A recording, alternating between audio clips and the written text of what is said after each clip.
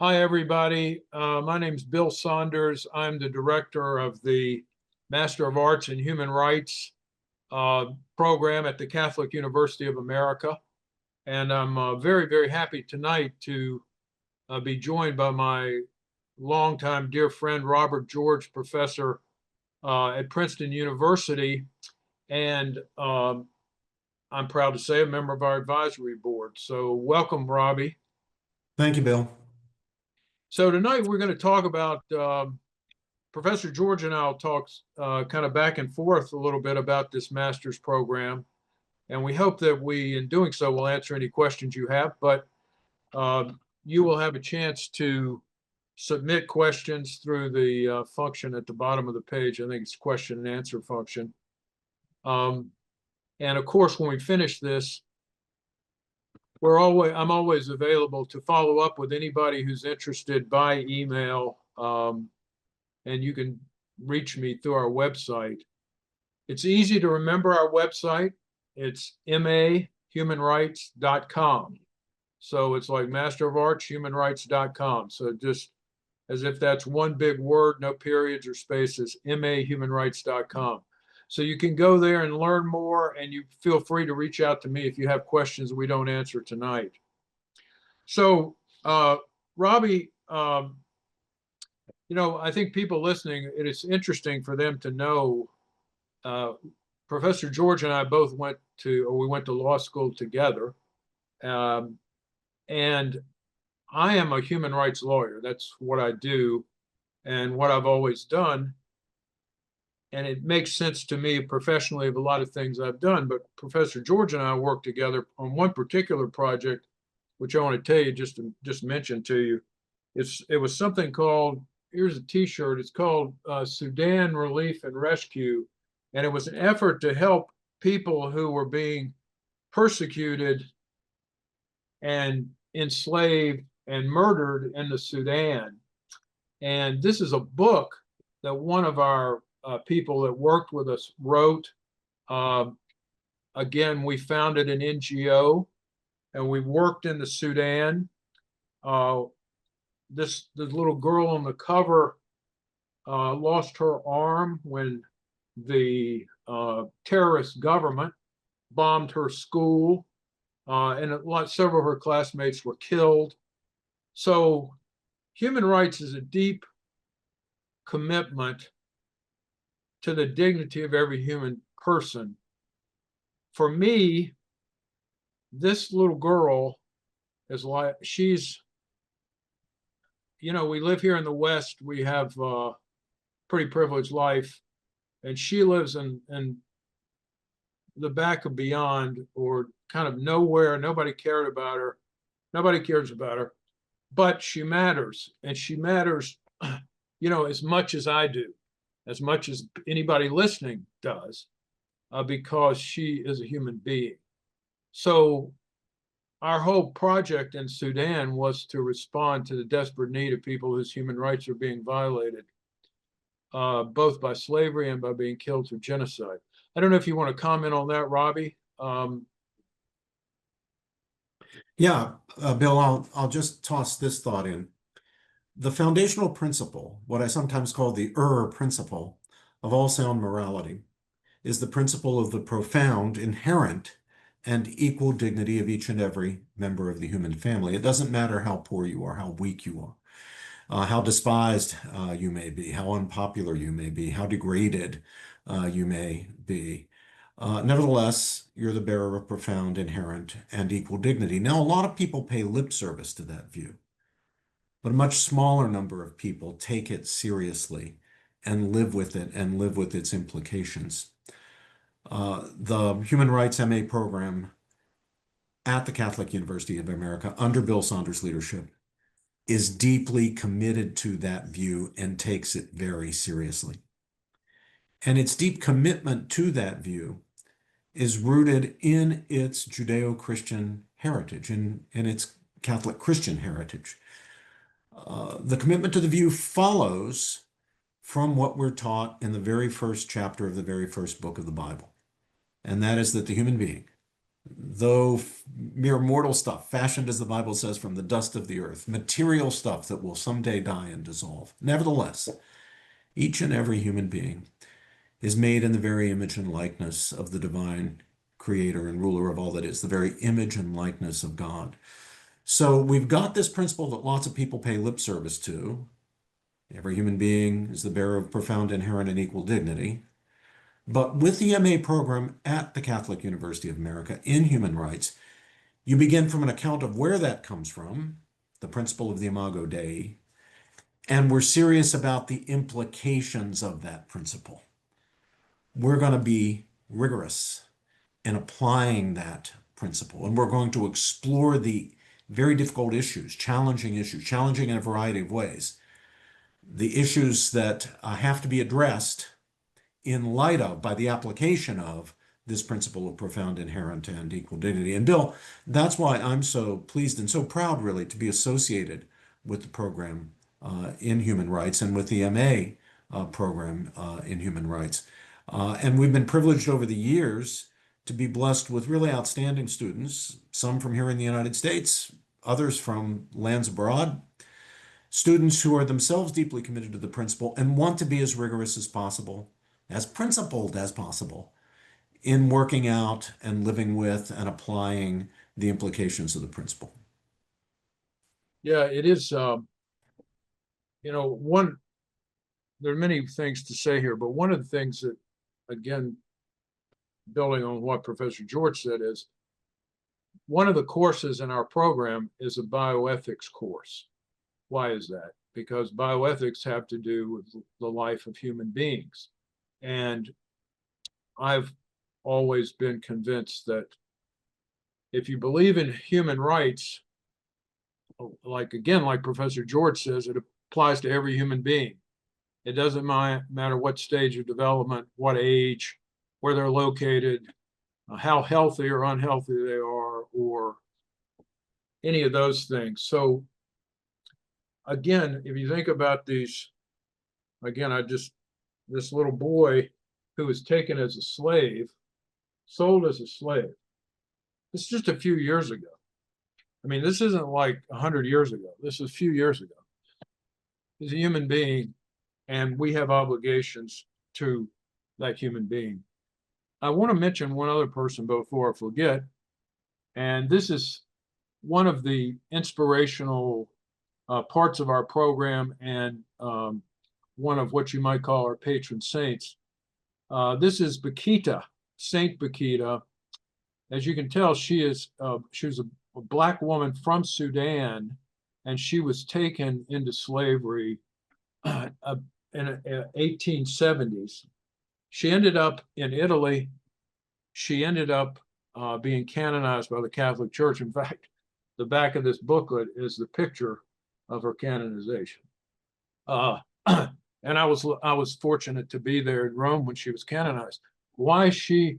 Because she, again, represents the people who the world says don't matter, but who matter very deeply. And her response to the slavery, to her persecution, was very generous and loving. And as I understand it, she was called in Italy for a long time our Black mother. So she's a great inspiration for our program. I also want to mention somebody else who, if I'm not careful, Professor George, I'll forget to mention, which is another a person Professor George knows very well, Chen Guang Chen. He is, for those of you who may not know him, just Google him. He's called the Barefoot Lawyer. A very famous man who's, as you can tell, he's wearing sunglasses here. He's a blind man. He escaped from China and from the CCP, the Chinese Communist Party. And now he is at the Catholic University of America in my center. He's part of my Center for Human Rights, and he is one of the teachers in our program. So I can, you might be listening to this and you might say, well, okay, there are a lot of human rights programs. What makes this different? One thing that makes it different is what Professor George was saying, I think, is our radical commitment to the equal dignity of every human being. no matter what their state. And then this is another one. There's no other human rights program where you can study with him. You know, Bill, if I could interject there Yeah. just a second, I want to say a bit about Cheng Guancheng. But first, Cheng Guancheng himself is not a Christian. That's right. He's not a Catholic. And that tells you something about our program. Our program is not just for Catholics. It's not just for Christians. It's for anybody who deeply believes in the principle of profound, inherent, and equal dignity of each and every member of the human family. Those of us who are Christians have an idea, have a belief about where that dignity comes from. Others may have a different belief. But if you believe in that principle, then this is a program for you. If you want to be rigorous about working out and living with and applying the implications of that principle, this is a program for you. And that's why Cheng Guancheng chooses to teach in our program. The other thing I wanted to say about Guancheng, Bill, is that there's a reason that he had to escape from the communist regime in China. There's a reason why they wanted to hold him in prison. And that was precisely because he was a fierce advocate of the human rights of his fellow Chinese people who are suffering under the boot of oppression at the hands of the communist dictatorship that runs China. There was a reason. There's an explanation for why they were imprisoning Wang Cheng and why he had to escape from prison. And it is his human rights advocacy. Right. And again, you can get this book, of course, on Amazon, but you can look him up on Google or some other search engine. He's called the Barefoot Lawyer, and that's because, like Professor George was saying, because he was blind, he couldn't go through certain legal studies, but he learned the law himself. For what purpose? To help other people. So he was a human rights lawyer in China. He worked for the rural poor. He worked for handicapped people. And he exposed abuses under the population policies of the CCP. But like Professor George said, he's not a Christian. He's a follower of traditional Chinese culture and religion. But let me just step from that, Robbie, to the curriculum a little bit. Or one of the other things that, if not unique about our program, is a wonderful marker of our program, is it's interdisciplinary. So you will get a law course, but you will get, like I said, the bioethics course. You will also get philosophy courses. So they will look at natural law and other things that help to understand that this principle of the inherent and equal dignity of the human person, human being, it's not just a religious principle, but it is, as Professor George says, buttressed by that. But I'm very proud of the interdisciplinary nature because Catholic University has a number of very eminent professors who I have been able to involve in our program, such as Joe Capizzi, who's now moved on to be the dean of the School of Philosophy, and of Theology, and Brad Lewis, who has gone on to be the dean of the School of Philosophy. But we have similar people like that teaching in the program. So we have interdisciplinary. So it's a master's program. So there's 10 courses you take. You'll take some political theory, you take some philosophy, you'll take some theology, bioethics, you'll take a law course. You'll have a chance for an internship. This is something I think is a great thing. I live in Washington, D.C., and that's where a lot of the human rights work in the world gets done or gets talked about and prepared to do. So that most organizations and possible places where you might want to work are here. So during the fall semester, we meet with organizations and talk about what they do. so that the students get an understanding of both of that organization, maybe have thoughts they hadn't had before about a possible place to work, and also make a connection where they can get an internship in the springtime. It's an internship for credit, which could lead to a job. So that's another thing about our program, being in Washington and being in this network of people.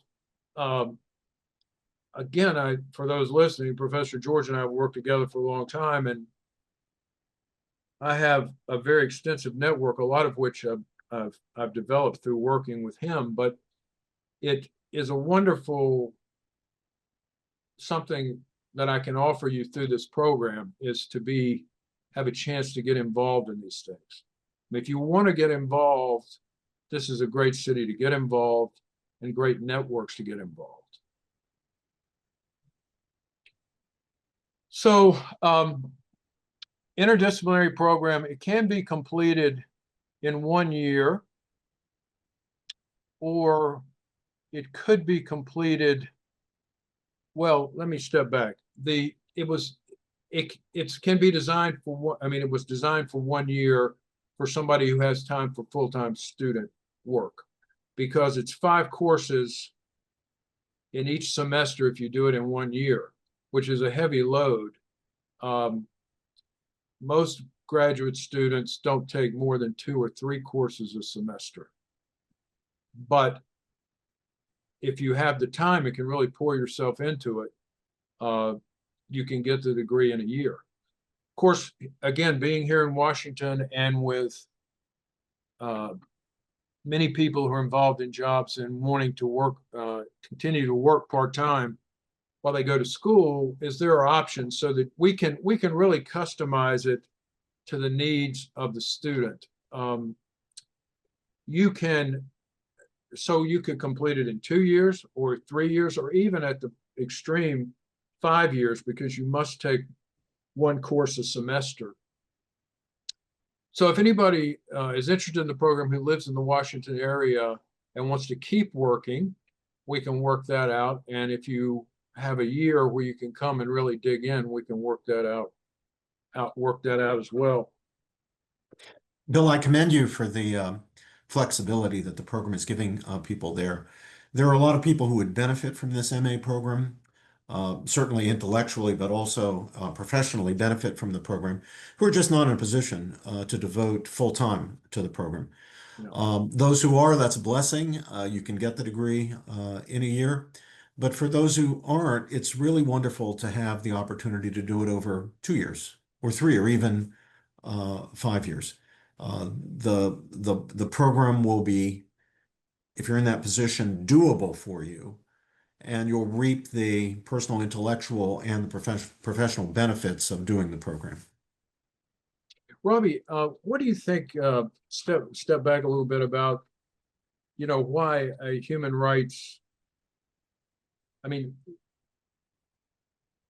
some people hear the term human rights, and they are negatively affected, and some people hear it and think it means things it doesn't mean.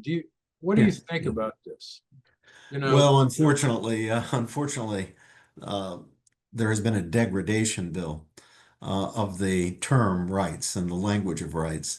And that comes from the promiscuous and very casual and ideologically motivated, in many cases, use or abuse of the term. Sometimes people will invoke the concept of rights simply as a synonym for wants. Well, wanting something doesn't mean you have a right to it.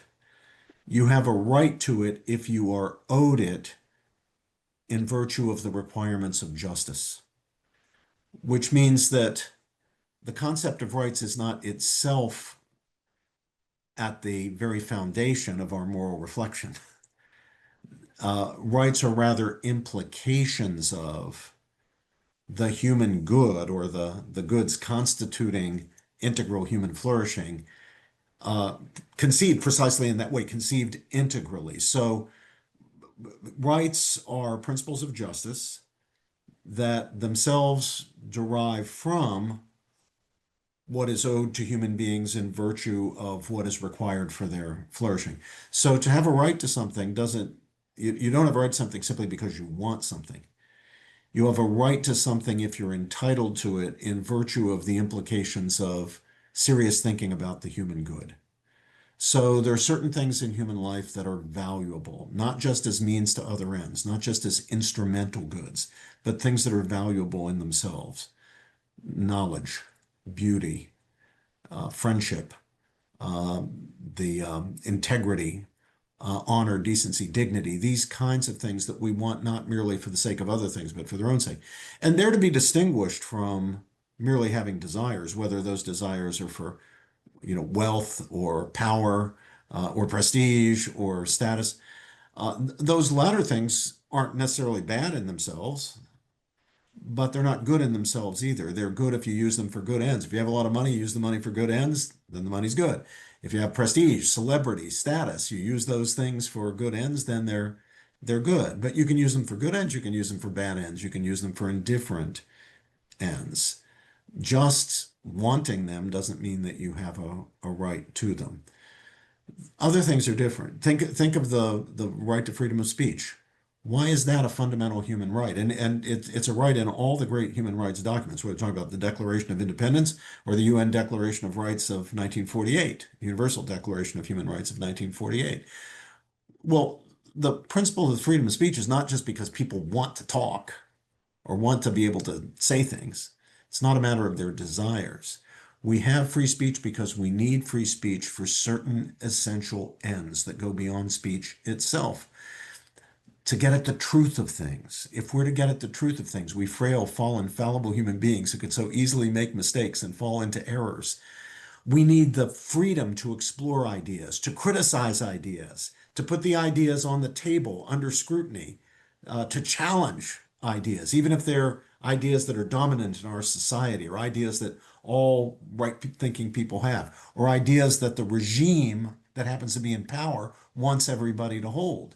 We need the right to criticize those ideas, to think about those ideas, subject them to scrutiny, propose alternative ideas, if we're to have any hope at getting nearer the truth of the matter, deepening our understanding of things. And it's in virtue of the good, the more than merely instrumental good of truth, of knowledge, of understanding, of wisdom, things we want for their own sakes. It's in virtue of those goods that we recognize a right to freedom of speech. Yeah, again,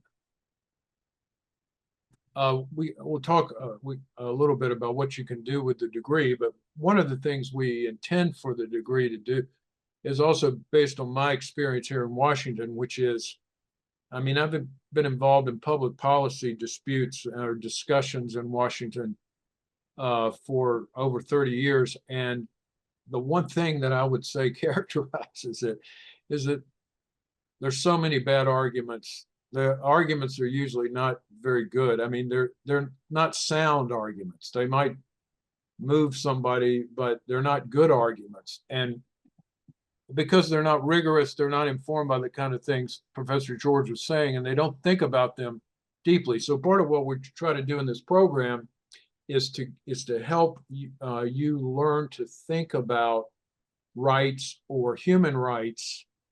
What are they? And then you will be a participant. You will be a fruitful participant in any kind of dialogue, which could be in the public policy realm, or it could be wherever you are. We had one applicant one year who was working with a big business, and she was talking to me about how in the business they were talking about different kinds of human rights footprints they wanted to make around the world. But, the conversation was so impoverished about what is a human right that it's destructive. And frankly, there's a lot of people not from the West who've suffered from very impoverished understandings of human rights, and then having things thrust upon them that do not reflect true human rights. So part of what we do is you learn what true human rights are, how to analyze them, how to talk about them, and that should equip you to do well in whatever you're going to be involved in. Yeah. Uh, Bill, if I could yeah, again yeah, interrupt, uh, please. our dear friend, your friend and mine, the great Marianne Glendon of Harvard Law School, who's a great human rights scholar, wrote a book some years ago, and it's going to be a perennially important book, and it's called Rights Talk. And in that book, she affirms strongly the concept of human rights. She's dedicated much of her life to the advancement and protection of human rights, and yet she notes that a threat to authentic human rights discourse is the inflation of rights claims. That's the inflation that happens when anything that anybody wants gets transposed into some sort of rights claim. It follows from the failure to think rigorously about human rights. And what this program is all about is thinking rigorously about human rights. Now, it's hard to learn to think rigorously about human rights if you're sitting in a big lecture hall with 240 other people. The best way to learn about human rights, the best way to learn about any philosophical subject is in small groups where you can have seminar discussions, where you can genuinely go back and forth, not just be lectured to, but genuinely go back and forth, raise questions, reflect together, challenge each other, try to get deeper and deeper and deeper to a deeper and deeper and deeper level of understanding. And again, that's a great virtue of this program, the MA Human Rights Program at the Catholic University of America. It's a small program, small class sizes, small group discussions where we can dig and dig and dig. Yeah, and Professor George, it's also, as you mentioned earlier, we have both students who are from the United States and students who are not. So it's very helpful to get different perspectives, life experiences uh, of people from other cultures. Um, so it is a very enriching experience to be in these smaller groups where you can talk back and forth. And in fact, you learn by engaging, right, Professor George? You don't learn by just listening. You've got to engage and try to appropriate what you hear, think about it, and then add your part to the discussion. That's how you learn. So that is one of our one of our one of our strengths.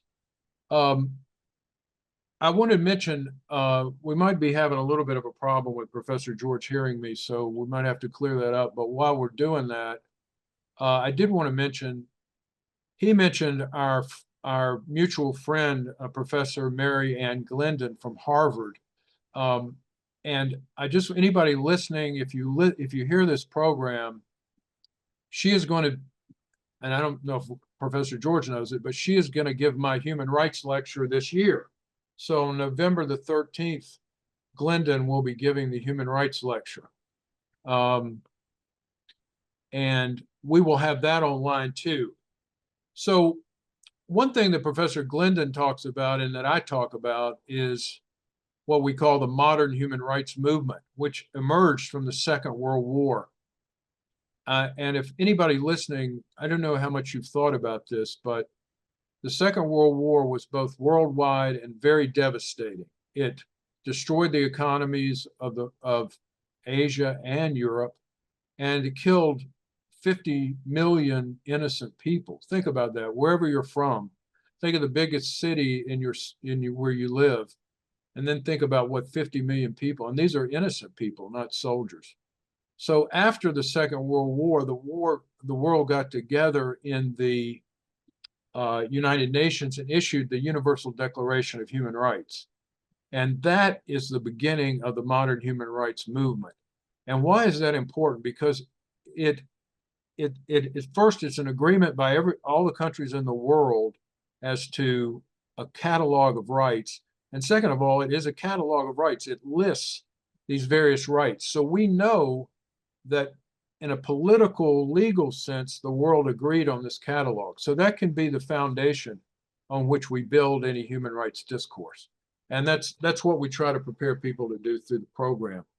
So the application process, again, go to mahumanrights.com. You can start the application process. You'll need some references and you'll need a statement of purpose, and you'll have to have an interview with me, because I want to make sure that you're going to fit in well, and again, in this small group of people.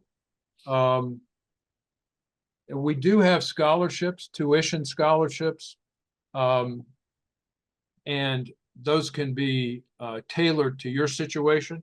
Make sure, and the sooner you apply, the better, because our tuition funds are not unlimited, and once the scholarships are gone, they are gone. Well, Robbie, why don't we? While you were not able to hear, I think I hit the highlights, but I just wanted to, and I mentioned that Mary Ann Glendon is giving my human rights lecture in November. So one of the things that's great about my program is the advisory board I have with Professor George and Professor Glendon and other very eminent people. And when we have the chance, you will get a chance to meet them and even to have a class taught by them, depending on availability and whether we can work out the schedule. So let me just invite you, Robbie, because I know it's hard for you to hear this. Is there anything else you'd like to say about the program? Or anything else you'd like to emphasize? Well, I just want to emphasize that this really is a program for anybody who's interested in a rigorous understanding of human rights. The term, as I said earlier, is just being bandied about. There's been what Professor Glendon calls an inflation of rights talk, an inflation of rights claims. And I don't want the concept of human rights to be lost, because it is a very, very important concept. So we need to recover a proper understanding of it in order to defend human rights, like the rights of the people for whom we work, Bill, in Sudan and Somalia, in China, and in places where people are persecuted around the world. So that's why I'm committed to this program and happy to be involved, Bill, with the program. That's why I'm glad you're leading and continuing to lead the program. And I hope that students who share the desire to recover and restore the concept of human rights, to understand human rights as rigorously as possible so that we can prosecute the human rights agenda as effectively as possible, will think very seriously about joining us in the program. Yeah, I just want to say the language of human rights, I think, is wonderful grammar, as people will say, because we have to be able to talk to one another. And how are we going to talk to one another? It has to be based on a recognition of the equality that we share with one another. And then, again, going from the basis of the Universal Declaration of Human Rights, how do we understand these rights? How do we flesh them out? How do we perhaps extend them? Do we want to add anything to them? That's all part of a discourse, but it's a discourse based on the idea of inalienable human rights. So yeah, anybody who's interested, this is the program for you. I also want to say, again, our webpage is easy, mahumanrights.com. If you go there, you can find out more, you can apply, and you can send me an email with any questions you have. I also hope anybody who hears this will share this with people that they think might be interested. It's amazing how this program, which again we keep small, we have incredible diversity of people. You know, I had a Native American. I have had a priest from Nigeria. Of course, I've had Americans who graduated from one university or another. I have a woman in the program who's from Chad in North Africa, who's a survivor of human rights abuse and who's now an advocate against that kind of abuse. So I think a great program that you can't get elsewhere, and I invite you to look into it. Okay, everybody. Thank you again to Professor George for helping us out, and thank you for being on the advisory board. My pleasure, Bill. Goodbye, everybody.